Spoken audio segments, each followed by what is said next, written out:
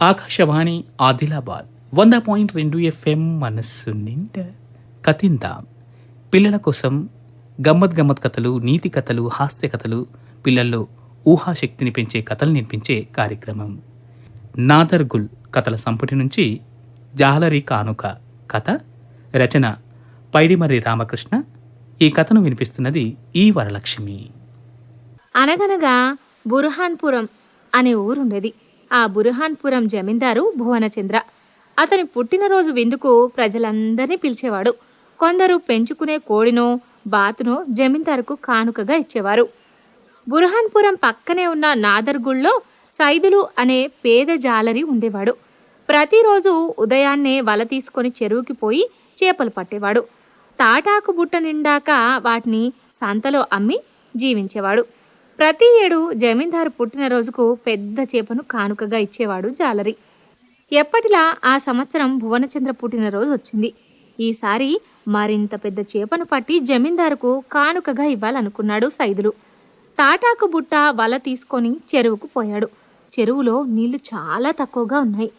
ఈ ఏడాది వానలు సరిగా పడలేదు. వరుణుడు కరుణిస్తేనే జాలరి నోట్లోకి బుబ్బపోయేది. చెరువులో వల విసిరాడు. కొద్దిసేపటికి వల బరువెక్కింది. వలలో పెద్ద చేపే చిక్కిందని ఆశతో వలని గుంజి ఒడ్డుకు తెచ్చి దులిపాడు. చేప చిక్కలేదు, కానీ తాబేలు వలలో చిక్కింది. తాబేలు డిప్పలోంచి తల బయటకు పెట్టేసి చూసి చెరువుపై అడుగులు వేసింది. చేప చిక్కనందున నిరాశ చెందాడు సైదులు. ఒక్క నిమిషం ఆలోచించి తాబేలును తాటాకు బుట్టలో వేసుకున్నాడు. పేదవాడైన సైదుల దగ్గర జమీందారుకు కానుకగా ఇవ్వడానికి ఏమీ లేదు పాపం. చేసేదేమీ లేక తాబేలునే కొత్త బుట్టలో వెంట తీసుకెళ్లాడు. జమీందారుకు పుట్టినరోజు శుభాకాంక్షలు చెప్పి పాదాలకు దండం పెట్టి బుట్టను కానుకగా ఇచ్చాడు. ఎప్పటిలా పెద్ద చేపనే తెచ్చాడనుకొని తెరిచి చూశాడు భువనచంద్ర. కానీ బుట్టలో తాబేలు చూసి ఆశ్చర్యపోయాడు. అయ్యా, క్షమించండి, ఎప్పటిలా పెద్ద చేపని పట్టి తెద్దామనుకున్నాను, కానీ వర్షాలు లేవు. దాంతో చెరువు అంతా ఎండిపోయింది, చేపలు కూడా లేవు అన్నాడు నెమ్మదిగా సైదులు. అలాగా, మరి నీకెలా గడుస్తుంది సైదులు అని అడిగాడు జమీందారు భువనచంద్ర. చేపలు దొరికిన నాడు నోట్లోకి బువ్వ, దొరకని నాడు పస్తులే. అలవాటైపోయిందయ్యా అన్నాడు సైదులు. భువనచంద్ర ఒక్క క్షణం ఆలోచించాడు. అంతలోనే తమాయించుకొని, నేనే ఇంట్లో పెంచుకోవడానికి పూజించడానికి తాబేలు పట్టి తెమ్మని కబురు పెడదాం అనుకున్నాను.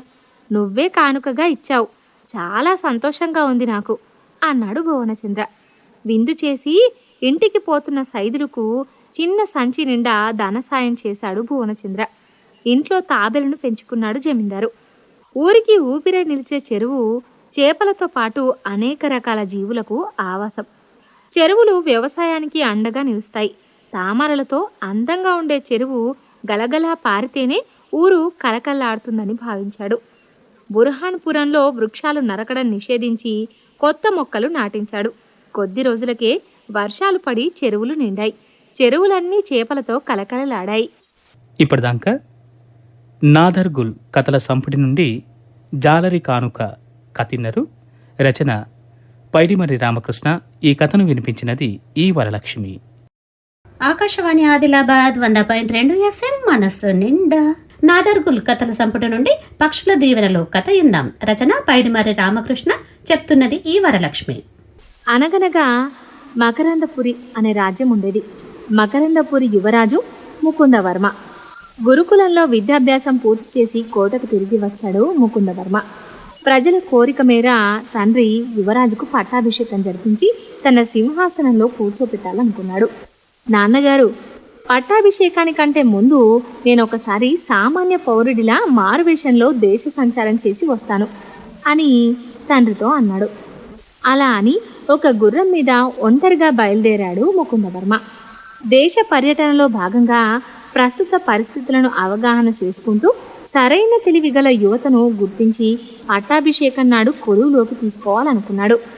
ముకుందవర్మ అలా ప్రయాణం చేస్తుండగా ఒకరోజు నాదర్గుల్ గ్రామం చేరుకున్నాడు. ఎండాకాలం ఎండలకు చెట్లు ఎండిపోతున్నాయి. దాహం వేస్తుందని ఎవరికీ చెప్పుకోలేని పక్షులు అరుస్తున్నాయి. ఒక యువకుడు నీటి కుండను నెత్తిన పెట్టుకొని నడుస్తూ కనిపించాడు. అతను చెట్ల కింద ఉంచిన మట్టి పాత్రల్లో నీటిని నింపుతున్నాడు. ఎండలో ప్రయాణం చేయడంతో యువరాజుకు దాహం వేసింది. అతడి దగ్గరికి గుర్రంతో వచ్చి గుర్రం నుంచి కిందకి దిగి, మిత్రమా, దాహంగా ఉంది, నీళ్లు పోస్తావా అని అడిగాడు. దాహం తీర్చుకున్న ముకుందవర్మ అతని పేరు అడిగాడు. అప్పుడు ఆయన, నా పేరు కోనప్ప, అందరూ కుమ్మరి కోనప్ప అంటారు, కుమ్మరి మా కులవృత్తి అని అన్నాడు, కుండలోని నీటిని మట్టి పాత్రలోకి వంచుతూ. ఓ, నువ్వేనా కోనప్ప అంటే? నీ గురించి మంచిగా కూడల్లో చెప్పుకోవడం విన్నాను, నిన్ను కలవాలనే ఇటొచ్చాను అన్నాడు ముకుందవర్మ నవ్వుతూ. నాది పక్క దేశం, ఈ దేశంలోని వింతలు విడ్డూరాలు తెలుసుకుంటూ మీ గ్రామం చేరాను అన్నాడు ముకుందవర్మ. ఇద్దరి వయస్సు దాదాపు ఒకటే కావడంతో వాళ్ళ మధ్య స్నేహభావం ఏర్పడింది. మిత్రమా, ఈ పూటకు మా ఇంటికి విచ్చేసి ఆతిథ్యం స్వీకరించాలి అని కోరాడు కోనప్ప. ఇద్దరూ కలిసి యువరాజు గుర్రం మీద కోనప్ప ఇంటికి వెళ్లారు. ఇంటి ముందు పెద్ద చింత చెట్టు ఉంది. చెట్టు పైన రకరకాల పక్షుల కూతల కచేరీ వినిపిస్తోంది. చెట్టు కింద కోనప్ప భార్య కుండలు చేస్తూ కనిపించింది. ఆమె తిరుగుతున్న కుమ్మరి చక్రాన్ని ఆపి ఇద్దరికి వేడి వేడి భోజనం సిద్ధం చేసింది. ఆ చిన్ని పెంకుటిల్లులోని గూటిలో అనేక పుస్తకాలు కనిపించాయి. తాను విన్నట్టే కోనప్ప చదువుకున్న యువకుడు. ఎండలకు పక్షుల దాహార్తిని తీర్చడానికి తన వంతు సాయంగా మట్టి పాత్రలు చేసి వాటిని నీటితో నింపుతున్నాడని గ్రహించాడు. మీ రాజు కూడా నీలా ఆలోచిస్తే బాగుండేది అన్నాడు యువరాజు కోనప్పతో. మిత్రమా, రాజుగారి ఆలోచనే నాకు స్ఫూర్తి. వేసవి వస్తుందనగానే చలివేంద్రాలు పెట్టిస్తాడు. అది చూసే నా వంతుగా పక్షుల కోసం మట్టి పాత్రల్లో నీటిని పెడుతున్నాను అన్నాడు కోనప్ప. చలివేంద్రాలా? నేను దాహం తీర్చుకోవడానికి చూస్తే ఎక్కడా కనిపించలేదే అన్నాడు ముకుందవర్మ. బావులు చెరువులు తవ్వించారు, కానీ పూడిక తీయలేదు. మొక్కలు నాటించారు, కానీ నీటిని పోయలేదు. చలివేంద్రాలు పెట్టారు, కానీ నీటిని పోయలేదు. రాజుగారి కింద పనిచేసే యంత్రాంగం ధనాన్ని కాజేయడం, రాజుగారి పర్యవేక్షణ సరిగా లేకపోవడం ఈ సమస్యకు కారణం అన్నాడు కోనప్ప. ముకుందవర్మ ఒక్క క్షణం ఆలోచించి తల ఆడించాడు. ఆ తర్వాత కాసేపటికి భోజనం చేశాక, మిత్రమా, మనం అతి త్వరలో తిరిగి కలుద్దాం అంటూ ఆ పక్షుల దాహం తీరుస్తున్న నీకు వాటి దీవెనలు ఎల్లవేళలా ఉంటాయి. అంతేకాదు, నాదర్గుల్లో నీటి ఎద్దడి సమస్య కూడా తీరుతుంది అంటూ కోనప్ప వద్ద సెలవు తీసుకొని బయలుదేరాడు యువరాజు. ఎవరి కోసమో కాకుండా తనకు తానుగా మంచితనం, మానవత్వం, సౌశీల్యంతో, పరోపకార తత్వంతో జీవిస్తున్న కోనప్పను కొలువులోకి తీసుకోవాలని నిర్ణయించుకున్నాడు ముకుందవర్మ. నాదర్గుల్ కథల సంపుటి నుండి పక్షుల దీవెనలు కథ విన్నారు కదా. రచన పైడిమర్రి రామకృష్ణ, చెప్పింది ఈ వరలక్ష్మి. ఆకాశవాణి ఆదిలాబాద్ 100.2 FM మనస్సు నిండా.